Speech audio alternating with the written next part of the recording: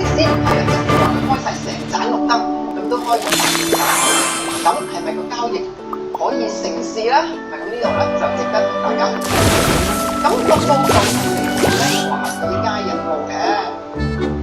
咁華爾街日報咧就確實啦，而家即係成咗嘅同大家傾緊呢個交易啦。結果就係接受全球43個港口建日投資安排，當中咧43個金額咧就係咧眼嘅巴拿馬嘅港口。咁據華爾街日報咧就話，意大利啊，即係買家喺意大利亞交易咧，而家就準備啊將最具爭議性嗰2個巴拿馬嘅港口出嚟唔買啦，淨係買其他嗰41個。嗱，如果大家有睇啦，成咗買港口呢單新聞咧，咁幾日前咧，當初韓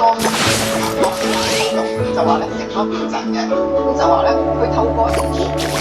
啊，呢43個碼頭咧嚇，本身佢就已經分成2部分，咁41個碼頭如果睇得成交易完成咗之後咧，咁呢個就係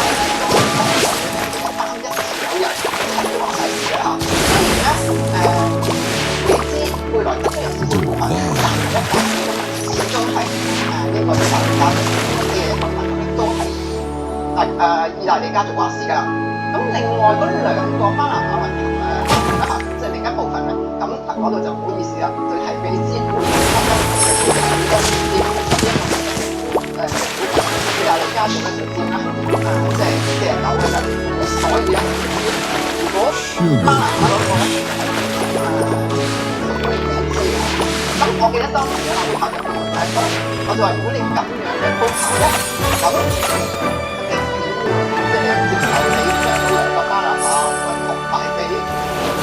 個嘅美資貝萊德咧？咁但係我話，即係我哋諗到嘅問題成嗰個問